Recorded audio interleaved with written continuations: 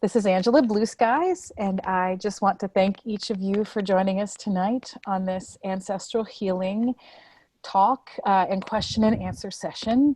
We do these almost every month because the talk about ancestral healing is more and more popular in the culture of the healing world right now. And I think a lot of people are starting to want to know more about their ancestry and to explore both the amazing gifts that have come to them through their family lines, as well as some of the challenges that may persist. So it is a delight to be with each of you tonight. And I hope that this time that we spend together will be really beneficial. And I want to take a moment to introduce my dear guest, Ani Binkley, who is a dear friend of mine and also just an amazing leader in the community. I don't want to say too much because I want her to introduce herself, but we are very blessed to have her with us tonight to enrich this conversation. Ani, would you tell us a little bit about you and what you do in the world? Sure. Thank you so much for inviting me to be a part of this group and this call. I'm thrilled to be here. A little bit about me. Currently, I am an interfaith minister. Some people are confused by that term. I've had some people ask me, oh, so does that mean that you cover all denominations? Thinking that was a Christian term, but actually it covers all religions, all faith traditions, all backgrounds. I'm a graduate of the One Spirit Interfaith Seminary in New York, as well as a yoga teacher. I've been teaching yoga for about almost 12 years now and specialize in meditative practices as well as very restorative healing forms of yoga as well, and really try to mesh the two together. I actually do a series of workshops introducing yogis to different spiritual paths. Most recently, I just did one called Buddhism 101 for yogis, Buddhism being very much a part of my background. I was raised sort of half Buddhist, and that's another story, but and very relevant to our conversation today. But I really do love to draw from many different spiritual traditions, Taoism, Sufism, mysticism of all traditions, Buddhism, of course, Christianity, Judaism, Islam, the whole kit and caboodle, in offering my students more guidance and exploration on their spiritual journey. So really, people ask me if I have a church when they find out I'm a minister, and I say my church is the yoga studio. So that's just a little bit about me. I will say I'm also a former lawyer. I used to work for the Justice Department. Really happy I'm not there right now, before I made this transition to more of a spiritual focus. So that's a little about me. Well, thank you, Ani. I really appreciate you taking this time to join this conversation and to enrich it in such a beautiful way. A lot of the time when conversations about ancestral healing come up, they tend to be very much either focused toward a particular family tradition or lineage that is already well anchored within a person's life, perhaps for generations. Or a lot of times people are exploring from a shamanic or animist point of view after having left behind whatever religious tradition they were raised with, seeking something that is perhaps a little more expansive.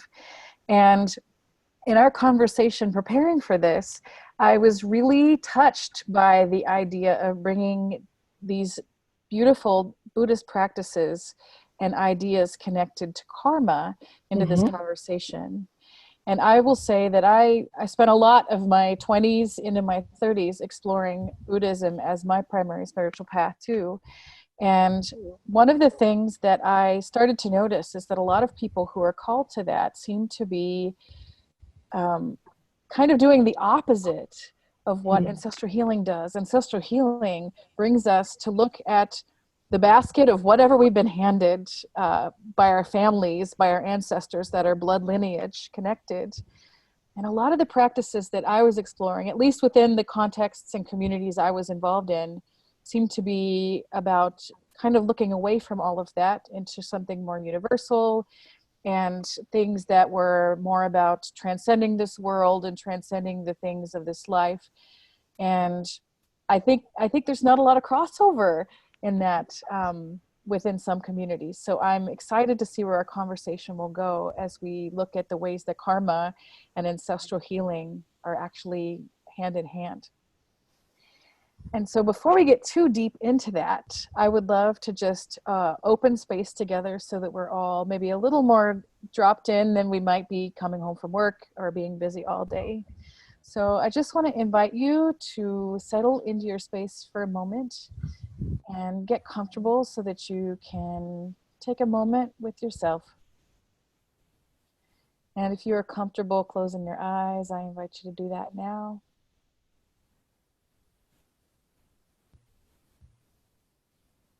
And simply feel your body where it's resting, sitting on the chair or the floor. And feel the breath as it moves in and out.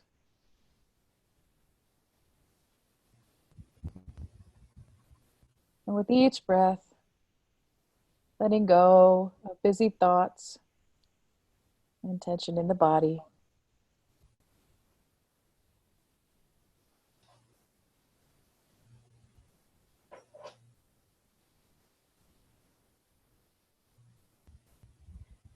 And I just want to begin by offering a prayer.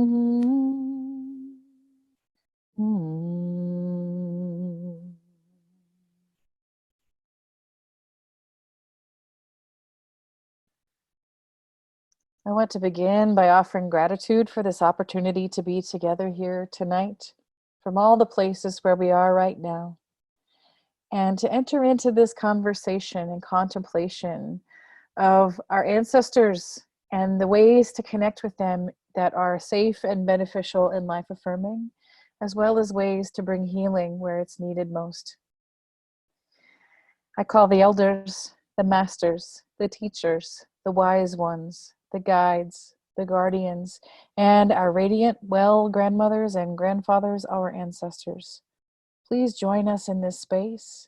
Help us to see what we need to see and to receive exactly what we need at this moment in order to understand the next steps on the journey. And for this and all the ways that you touch our lives every single day, we thank you.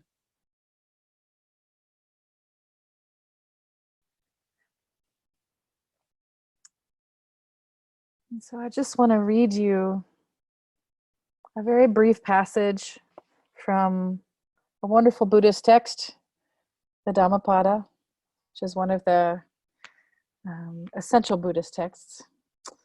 And I was pondering in this, what really connects most. And so I will just share with you these lines. The thirst of a thoughtless man grows like a creeper. He runs from life to life like a monkey seeking fruit in the forest. Whomsoever this fierce, poisonous thirst overcomes in this world, his suffering increase like the abounding Varana grass. But from him who overcomes this fierce thirst, difficult to be conquered in this world, sufferings fall off like water drops from a lotus leaf. And I think what caught me most with that in connection with our conversation tonight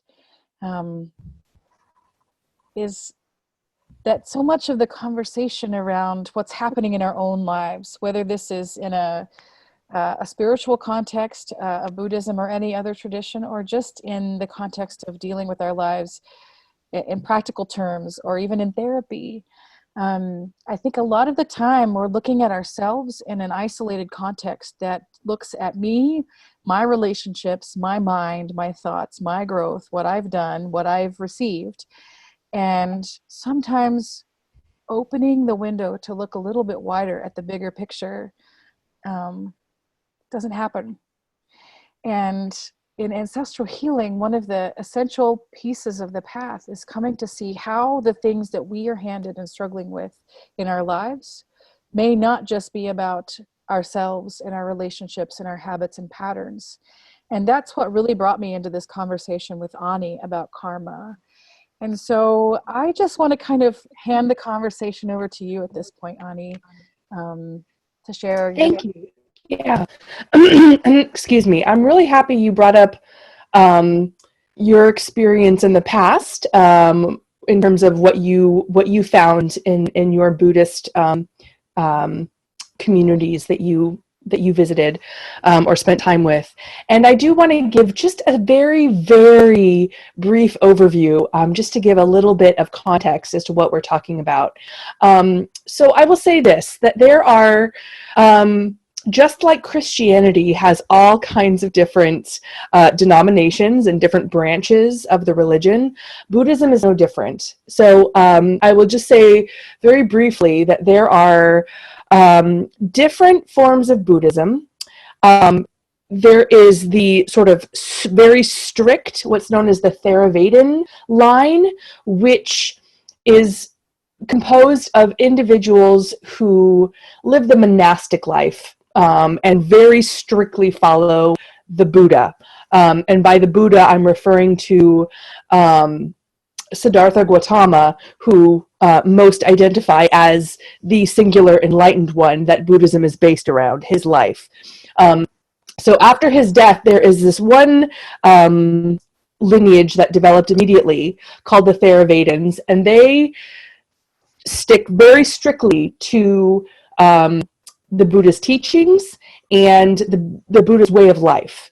And this is important because they very much believe that in order to achieve enlightenment, you must work on yourself first. You must go within and find enlightenment for yourself before you can heighten the consciousness or help the rest of the world to reach enlightenment. It's a very personal, individual focus. Now, that said, there was another major split in Buddhism called Mahayana. There's the Theravadins and the Mahayana. And the Mahayana are kind of everybody else. And from Mahayana came Zen, came Tibetan Buddhism, came all different forms of Buddhism. And it has a much different focus.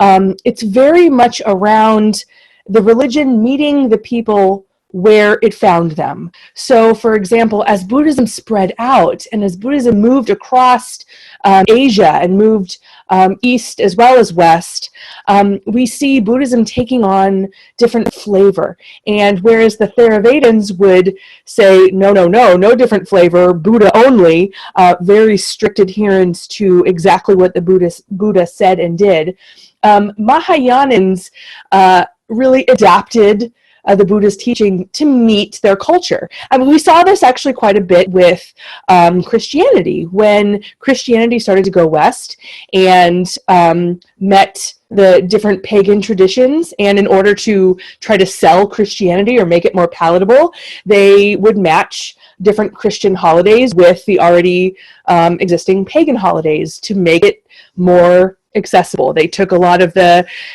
different Celtic goddesses, for example, and tried to make them saints, Catholic saints. So we see this happening with different religions all over the world, but especially with Mahayana, it was all about meeting people where they were, to make it more palatable, to make it more accessible. And that's where we start to see a little bit more resonance with what we're talking about here. And specifically, I'm going to be talking about Tibetan Buddhism today, because Tibetan Buddhism actually is what we're probably most familiar with in this country when we talk about Buddhism. If any of you are familiar with Pema Chodron, she is a Tibetan Buddhist. She's written a ton of books. A lot of people are pretty familiar with her. She's pretty well known. The other is Zen Buddhism, which a lot of us are also familiar with. But I'm going to focus on Tibetan Buddhism because they actually have probably the closest cosmology and worldview that's really in line with ancestral healing. And what's interesting about the Tibetan Buddhists, so as Buddhism comes into Tibet, what's already in place is the practice and philosophy of Tantra. And if you don't know anything about Tantra, which is also very closely related to yoga, when we think of mantra, when we think of the chakras, when we think of mandala, that's all associated with tantric philosophy and tantric tradition. And that was what was already in place in Tibet. So Buddhism started to sort of infuse with that. And what we see is this really interesting cosmology and worldview emerge in which Tibetan Buddhists, and obviously, we know the Dalai Lama is one of the most favorite but also famous Tibetan Buddhists. But what we see is the Tibetans applying their cosmology to Buddhism. And what they really believe is that there are so many Buddhas walking the earth at any given time that anyone could potentially be a Buddha. You could be a Buddha, I could be a Buddha. And so we have to treat everyone as if they are the Buddha incarnate. And what that means, and what's really interesting as well about the Tibetan Buddhists, is that they believe that, ancestry and, lineages are not linear. They go backwards and forwards, and you may be living amongst some of your ancestors now that came before you, and you may be also living in the future. It's very difficult for our Western minds to sort of make sense of. We're pretty linear thinkers, but they have a very open view of lineage and of ancestry. And what that does, luckily, is it also makes ancestry a part of their daily, everyday lives. It's not just something they sit down and pray to their ancestors, or they believe that their ancestors are among them, that this is an active, everyday part of life. And the same about Buddha, that their ancestors could be Buddha, that they could be Buddha. So what you get is this sort of mix of believing that your ancestors are among you, or that at least that they could be. There's always the potential, and or that the Buddha is incarnated in different ways, in different individuals, which also may be you or among you. So what this does is it really sort of puts everyone on their best behavior from the standpoint of they believe Buddha nature is in everyone, but the Buddha could be walking among you. So what this means in terms of karma, and I will give a little bit of a rundown about what I mean when I'm talking about karma, because there's a lot of misinformation and misunderstanding in the West about what karma is. I just want to say, like, that is something that I'm glad you're going to talk about, because I think that especially for those of us who have come to Buddhism as like an alternative path, there's this kind of like misunderstanding that sometimes happens, that karma is punishment. Yes, no, absolutely. And I really want to address that. But yeah, I just kind of wanted to give a little context about the Buddhist worldview I'm talking from. And it is primarily the Tibetan Buddhist approach. But, there is a mistaken belief, and I think everybody understands this, yes, that karma is sort of a punishment. What's the bumper sticker, karma's a bitch, or, we all have heard something like that essentially, you do something bad and you'll be punished, or you do something good, I put in quotes, and something good will come to you. That is sort of the very elementary understanding of karma, and it's so oversimplified and really misunderstood, and that's not what karma means at all. And I would say that one of my teachers really explained it to me the best.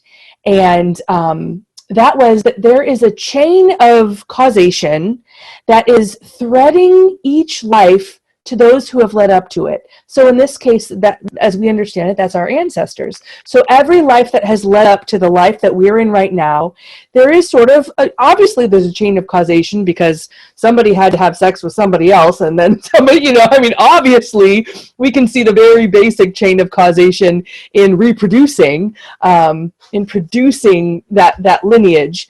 But it's this belief that there's this chain of causation, that this thread that has woven all the previous generations to the current one, and that each life is in its present condition because of the way that the lives that led up to it were lived. So we can kind of see this at a very simplistic level. If you're living in America, it's because your ancestors immigrated here, or somebody, unless you're a new immigrant to America, most of us, I should say, somebody in our lineage immigrated to this country, and we know this. So obviously, us being born here, we know that something had to happen in order to place us here in this country. So we can see how, and again, I'm speaking very simplistically, but just to illustrate this idea that previous lives have taken steps, have taken actions, have made decisions in their life that have had consequences, that have, for example, us being born in the United States. My grandparents immigrated here from Hungary. If they hadn't come here, I would not be, I would not have the life that I do right now. So it's that idea.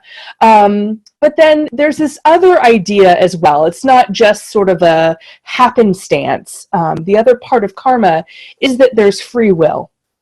So it's this idea that we are born into our circumstances based on previous decisions and actions taken by our ancestors, and that we have a decision whether to continue in certain directions with that lineage. For example, again, a very simplistic idea is, for example, if there's a family business, and your great grandfather started some business and your grandfather continued it and handed it down to your father, and you have the decision, am I going to continue on with this business, or am I going to make my own way in the world and do something completely different? Again, total simplistic example, but just that idea that we can decide. We're not predestined to do any one thing. Karma believes that it's this idea of previous decisions, previous actions, married with this idea of free will that leads us to make certain decisions, that leads us on certain paths. And we can affirm, so staying on that course of previous actions, behaviors, decisions, or we can change course. And if we change course, obviously what we do is going to have an impact on others. And I was explaining this actually in my Buddhism workshop recently as throwing a stone in a lake. Obviously there's ripple effects. We know that metaphor. So no matter what we do, there's going to be ripple effects. But it's just whether we have ripple effects that continue on with previous energies, previous directions, or whether we kind of start to chart new patterns in the water, so to speak, moving in different directions, different ripple effects. And that's really what karma is about. It's not a judgment of good versus bad. It's not a judgment of positive versus negative.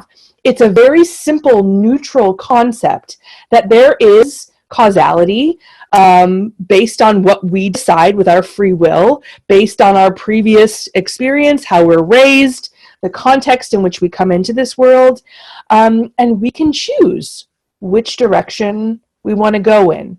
And how that really relates to ancestry and ancestral healing is that as we're confronted with different decisions, as we're presented with, I should say, different opportunities or different challenges, we have the choice of maintaining the status quo or choosing a different direction. And this is where we can choose healing. So it's interesting, Angela, you used the language when we first began, when you were introducing the session, you used the language, our ancestors may present us with gifts or blessings or challenges.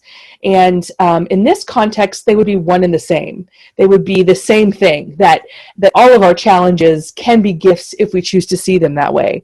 And obviously, we know what this is like. If you've ever, all of us have been through a series of relationships with romantic relationships and gone through a breakup, and sometimes we keep repeating the same pattern. We might keep seeking out the same kind of partner and having the same kind of problems, the same kind of challenges, making the same decisions over and over again that land us in the same position. For example, a lot of women, we have a hard time setting boundaries sometimes, healthy boundaries. And if you're someone who has struggled with this, then you're going to see the same thing sort of repeat itself in different relationships with different people. And this is where karma really comes into play. So there's nothing wrong. You haven't done anything wrong or bad. It's not to say that you're being punished. But it's just to say that you can either continue with current patterns, habits, energies that come down not just from you, but from your ancestry, or you can choose to heal that by making different decisions. And sometimes it's incremental. Karma is something that yes, we may have one of those big moments where we take a big step and we do something very drastic for ourselves. But oftentimes it can be very small. It can be those very small little steps, such as, learning to communicate in a different way, for example, with our loved ones, or, making these small shifts, but can have a very big impact karmically. You start to really change the direction, the trajectory of this evolution. And all that to say, actually, I do want to address, when Angela and I were first talking about this topic, I went to one of my sources, which is the Tibetan Book of the Dead, which is really a treatise about reincarnation, and very much about, preparing oneself for that transition into the next iteration of whatever that looks like. And I wanted to see how they defined karma, and I went to the index and looked up karma and saw it referred to evolution. And I thought, oh my gosh, that's so perfect. In order to define karma, you've got to look at the definition of evolution, because that's exactly what karma is in this context. So it's that whole idea too. I think it's Maya Angelou that said that, we're doing the best that we can, and when we know better, we do better. And it's that idea that as we learn, that as we continue to gain experience, and as our culture continues to change, as we all continue to evolve, obviously that also creates different opportunities to make different decisions, take different actions. There's a lot that we can do that our mothers and grandmothers couldn't do.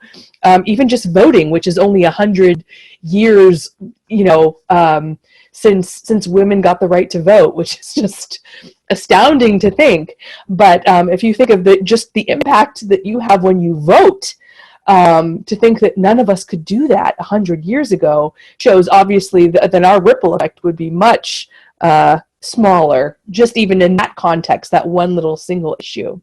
So can I that's pause just for a one very moment? overview. Yeah.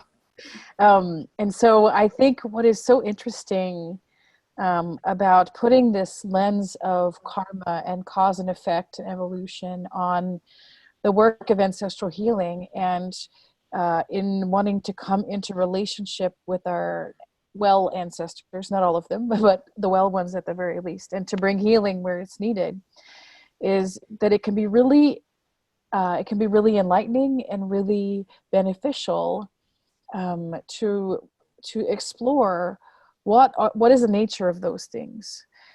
So if I know that my relationship with someone in my family has a particular dynamic that seems bigger than just the two of us face to face, like there's something else going on that keeps stirring things up, or on the opposite side, there's something going on that keeps us really connected in a way that seems beyond what normal kind of Mm-hmm. parent-child or sibling relationships might be, like there's something going on there that might be bigger. And to explore through ancestral healing processes, what is the nature of that? Like, all right, well, if there is this particular pattern between my mother and myself, all right, well, was that pattern in existence between her and her mother? And then what about her and her mother? And then on back and back and back. And most of us discover that it's limited how much information that we can actually find from living relatives or from records from the family or from genealogy. But in learning to do journey work with ancestors in a way that is deeply protected and in relationship with ancestral guides, it's possible to make contact with those things and to explore them in a profound way, and to say, all right, well, I have this particular pattern of reacting inside of myself. I react impulsively, or I react by shutting down, or I react in all these things, and I can't trace anything in my lifetime that makes me understand why. Mm-hmm. Is there something different at play? And I was working with a client recently in this kind of process, really slowing things down and untangling the knot of relation. And we discovered a particular trauma that had happened probably 500 years ago. And all right, well, how did that pass from one generation to the next? And what did it look like?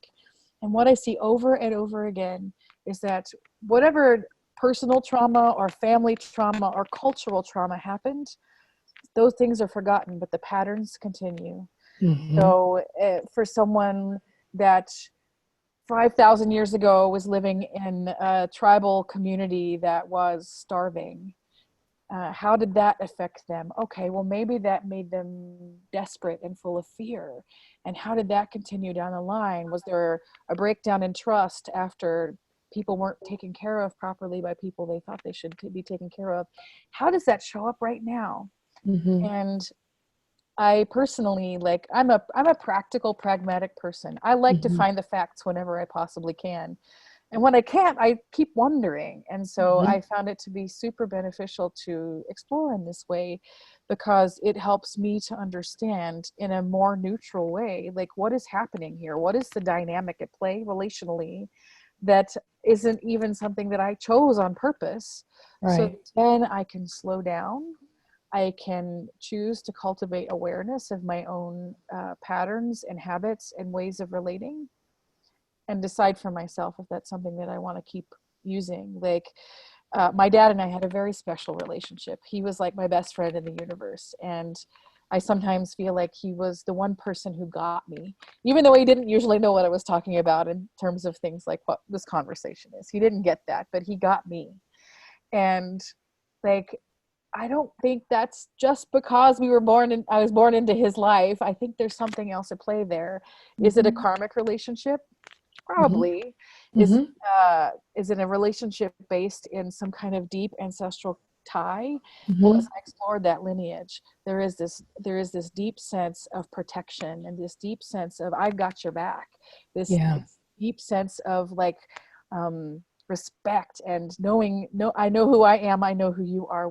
We're like in the same like Mm-hmm. energy with that, and so it helped me to uh, have much deeper understanding and respect for my relationship with my dad, um, by exploring how that also plays out ancestrally. That's Yeah. the kind of karma that I'd like to welcome more of. That's Yeah. Yeah, awesome. of course. Yeah, and I'm glad that you brought up, you even used the word neutral, because that's the other, you know, opportunity here where karma comes into play, in thinking that, if you accept this theory of karma, in this Buddhist context, then what you start to be able to see and objectively sort of step back and look at these objective sort of neutral patterns that are happening in your family lineage and with yourself, then what you start to discover is that truly um, everyone, especially with your parents, which can be the hardest, um, everyone did the best they could with what they had and what they knew. because it's exactly what happened. If they could have done better, they would have done better. But when you can start objectively and neutrally taking a step back, and this is where a lot of Buddhist practices come into play, and especially meditation, as you start to be the observer and the witness instead of the judge.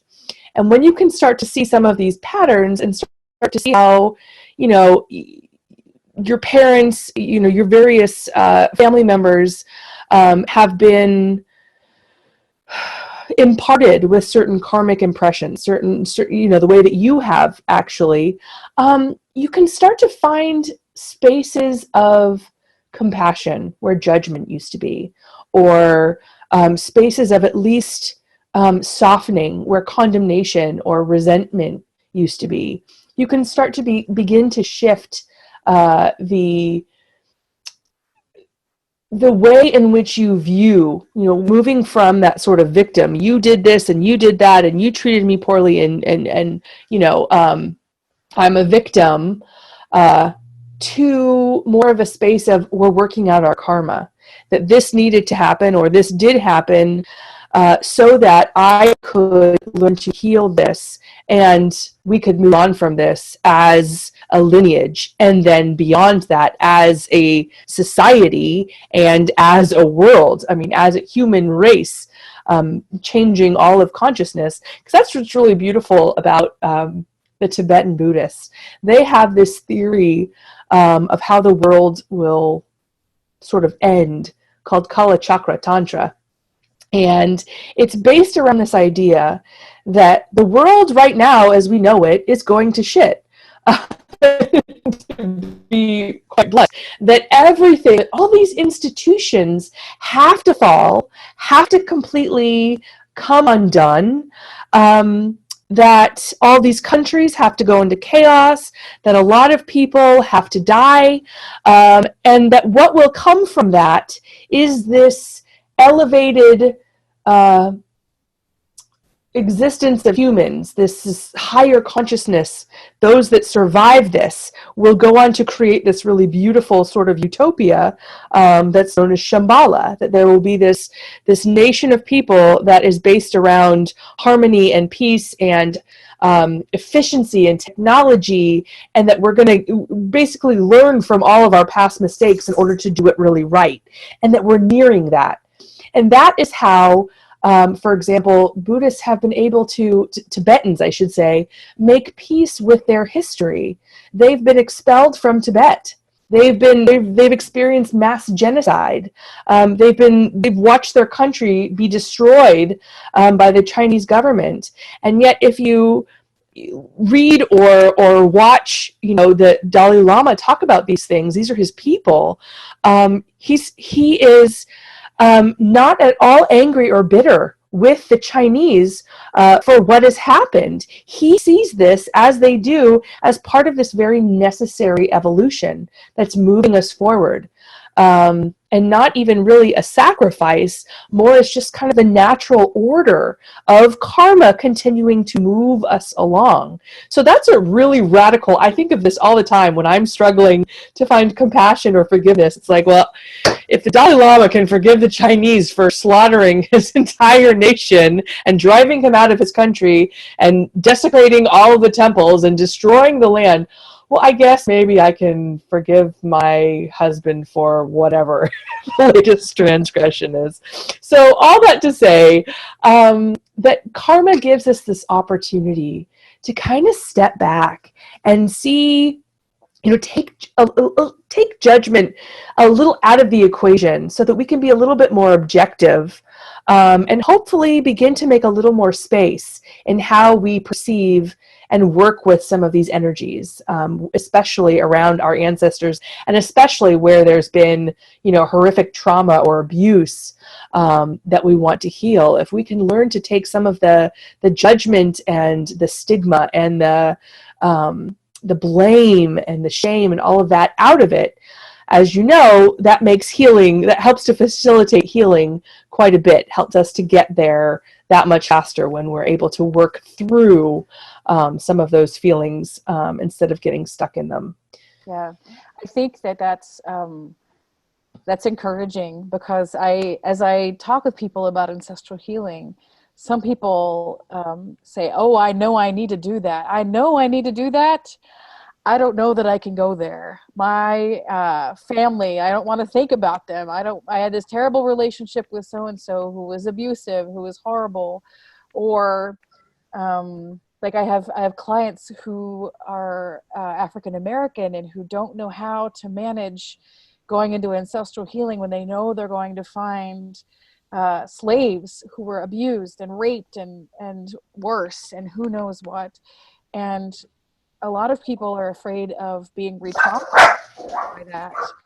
And that's something that I really honor and respect, um, because it's really hard to go into those things, and it's not necessary to carry it all. It's not necessary to pick it back up and have to take it in order to be able to bring healing. And I think taking in this idea of karma and evolution, and also giving a little space helps us to be able to not take it all so personally. Um, Yeah. and I had a very difficult relationship with my mother, and we were estranged at the end of her life, and she died back in June. And that was a complicated thing to sit with. And I had done ancestral healing work on 4 lineages, so that when she did die, she would be welcomed into the well ancestors and not have to navigate that herself, not have to go into a mess that is full of chaos and pain that had been handed to her and affected her life as well.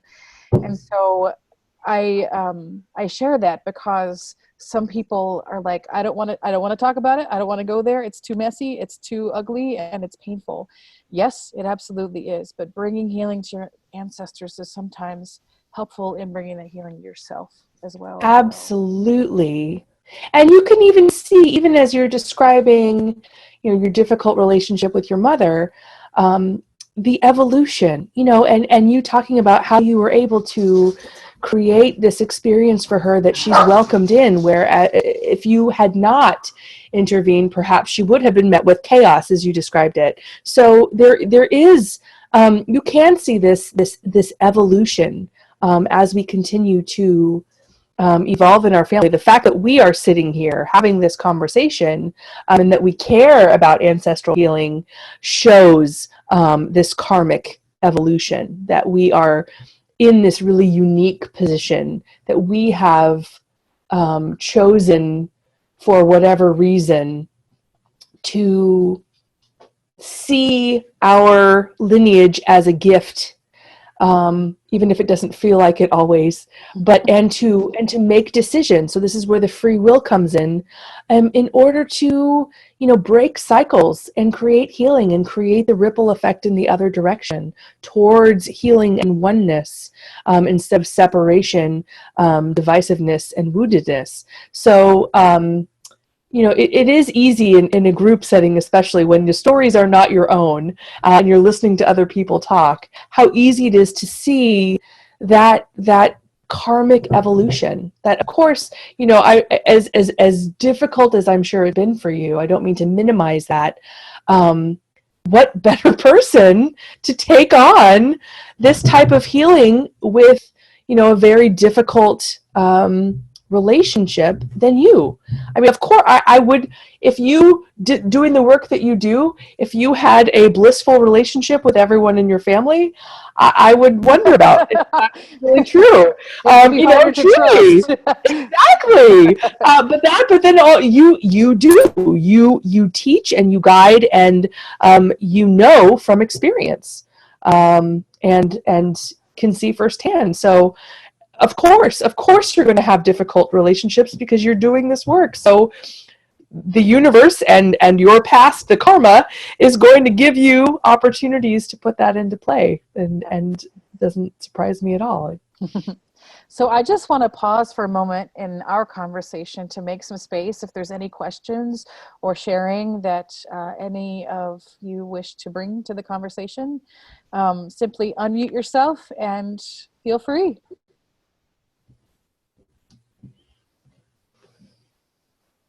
Question. Can you hear me okay? Can you speak just a little bit louder?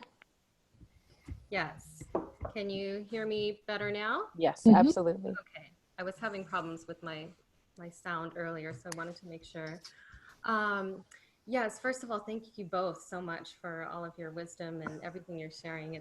It's really exciting me with my own personal journey of healing through the ancestral wisdom and family and how large of a spectrum this really covers and the connection between every being on the planet now, you know.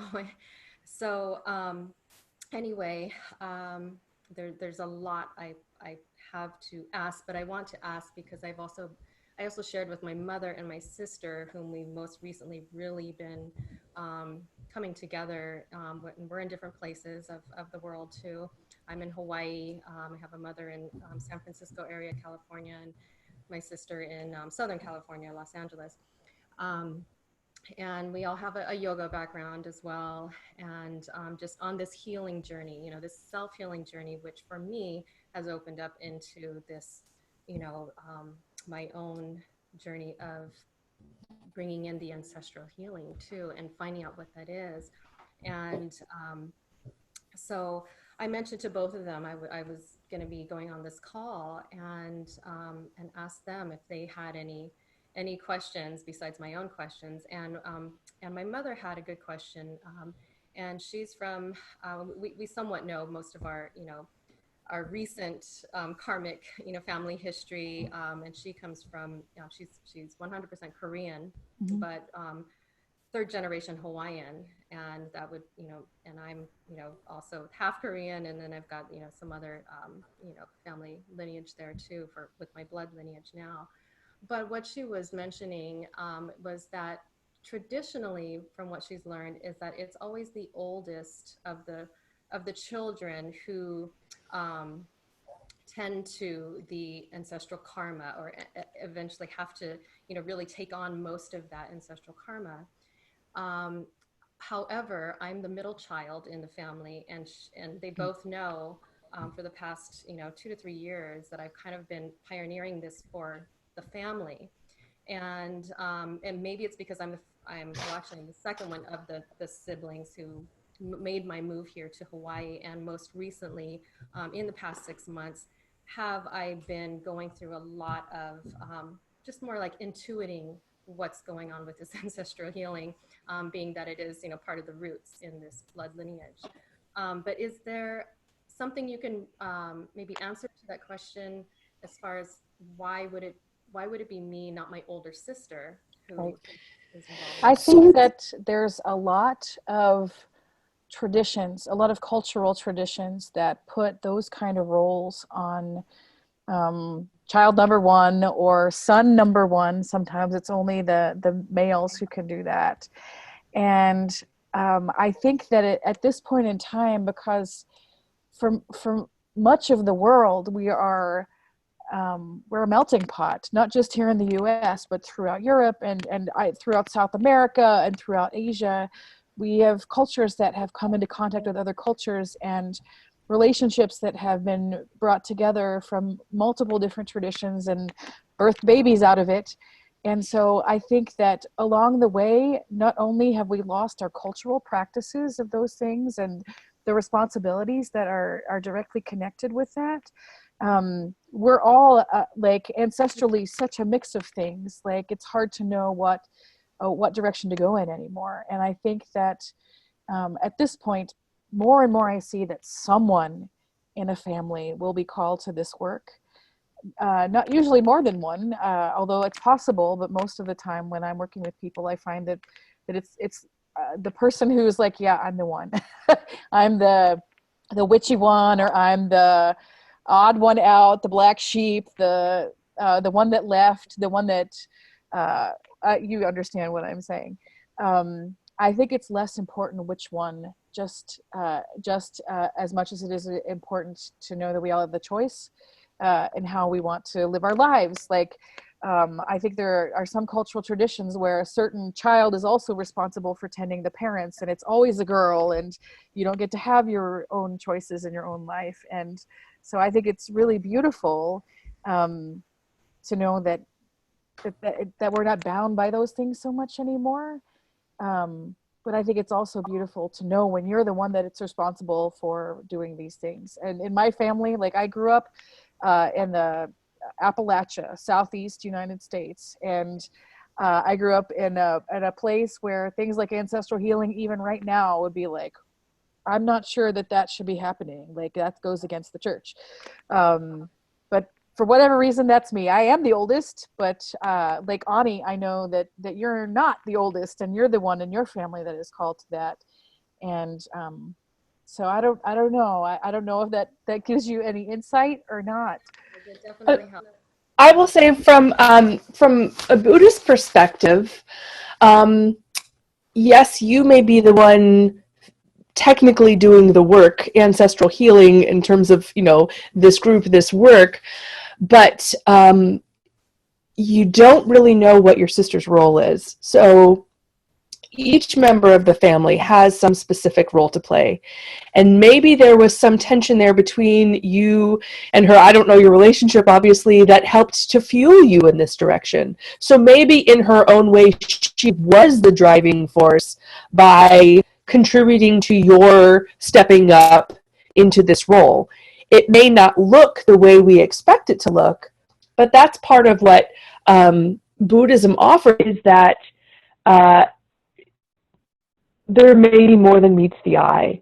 That perhaps it's our perception that's holding us back, that maybe your sister does have some major role. I will say for myself, like Angela said, I'm the middle child as well. I have an older sister as well, and my sister was actually really abusive towards me. And that was a driving force for me to take up the path that I ended up taking up. Does it look like she is, taking charge and leading in healing our ancestral lineage? No, it looks like she's being a really big jerk and really engaging in some horrific behavior. But really, perhaps that is what was necessary for me to take this work up. So if that also helps you understand, maybe it's just not within our ability to judge how the oldest is fulfilling their karma. The last thing that I will add to that is that in making relationship with strong, benevolent, good, got your back ancestral guides, these are also the kind of questions that you can bring to them. Like, why is it that I'm the one? Like, sometimes the guides will say, oh, we've been waiting for someone to finally step up and take this role. And we're so glad you're here. Like, all right, well, why am I the one? And sometimes they'll have an answer, which is really cool. We are running a few minutes late. And I would love to just ask if there's anyone else that has something you'd like to bring in really quick before we move in the direction of closing. Any other question? Hi. Hi, Anne. I want to bring in something, but it's going to take longer since we're out of time. But I just wanted to mention illnesses and phobias and anxieties that an ancestor had, that maybe they said, okay, I'm going to take it all on. I'm going to have these diseases. So then my children won't experience that. Do you understand that? Because that's how I feel. Mm-hmm. It is my story. Yeah.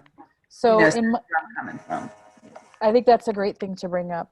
In my work with ancestral healing, and in the understanding that I've gathered through my work, you may absolutely have taken on things that come from your ancestors. And just because you've taken them on doesn't necessarily mean that your kids won't, because things pass down the line.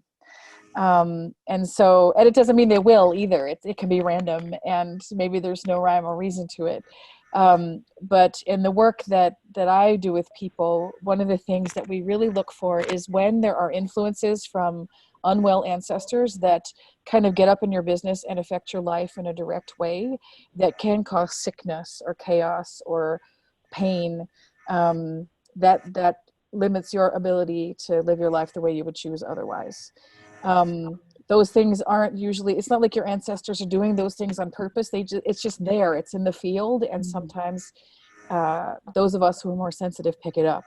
And I think that in doing ancestral healing work, to work with a guide to help create strong boundaries, to try to start lifting off some of that, because ultimately we can't heal our ancestors. We, the living embodied humans walking this planet at this time, cannot heal our ancestors. We don't have the agency because we're incarnate.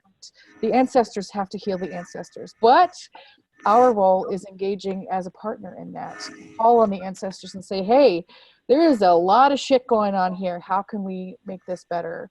And then to make relationship with the guides and the well ancestors so that they can do that. In doing that, it may help to clear some things from you.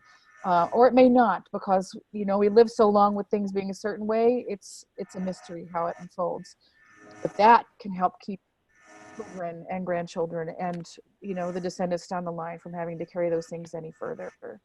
And that's something that, this is spirit healing work, and there is no guarantee of anything palpable that will change in our lives other than our own perspective and our own sense of connection and our own sense of wellness through doing the work itself.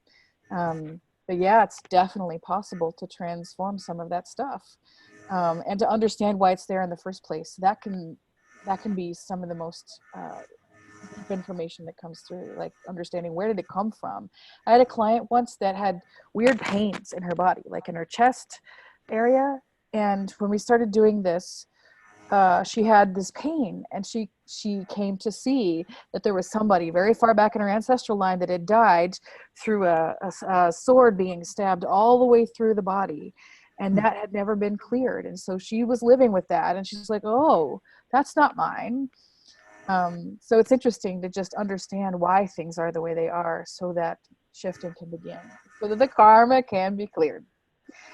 And I know that we've gone a few minutes over already, and I would be remiss to let this go without a proper closing. So I thank you for your patience. And I wonder if in closing, Ani, if you'd be willing to lead us in just a brief meditation, and then I'll offer closing prayer. Absolutely. So I'm actually going to guide you through a Buddhist meditation called Tonglen, but slightly altered to fit more of an ancestral healing context. So I welcome you to, again, feel your feet on the floor, to settle into your seat. Allow your eyes to close if that's comfortable for you. Allow your shoulders to roll back. Feel the spine get long. Just begin by taking a few conscious breaths, allowing the breath to move easily and fully through your nasal cavity, chest, torso, and belly. And as you begin to pay attention to your breath, we become aware that all humans that come to inhabit this planet have been touched by suffering, as Buddha taught us.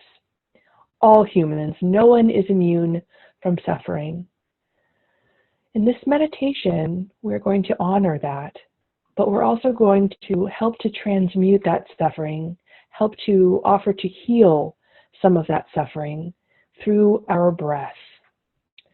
So thinking of perhaps someone close to you in your family or in your lineage who has suffered greatly, thinking of the pain they may have felt, or perhaps it's more of a collective acknowledgement of suffering that has existed along your ancestral lineage. And keeping that in your mind as you breathe, you can imagine using your inhale to literally breathe in that suffering that all of your ancestors have known, breathing it into your body, sending it straight to your heart. And as you exhale, breathe out healing, breathe out love, letting the energies of the heart transmute, transform that pain, that suffering into healing and love. So let's do that a few more times with conscious breath. Inhaling, drawing in suffering, pain. Exhaling, sending out love, healing. Again, inhaling suffering, exhaling healing and love. Now allowing your breath to resume a natural rhythm. Now this breath can be done at any time, this Tonglen meditation, which actually also brings healing to you. Recognizing that you are inherently connected with all sentient beings, your ancestors and everyone else's ancestors. And when we intentionally bring love and compassion to the suffering that has taken place, we begin to heal it. So acknowledging ourselves for this work in gratitude, in kindness, in appreciation.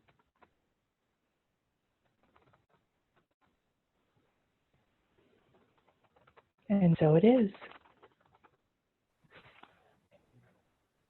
And I want to offer gratitude to all the benevolent beings that have joined us in this call, and the benevolent spirit that is within each of us as we seek to make the world a better place through bringing healing to ourselves, to our families, to our ancestors, and to everything that is. Gratitude to the elders, the masters, the teachers, the wise ones, the guides, the guardians, and our radiant, well grandmothers and grandfathers, our ancestors. Thank you for the ways that you bless our lives every single day.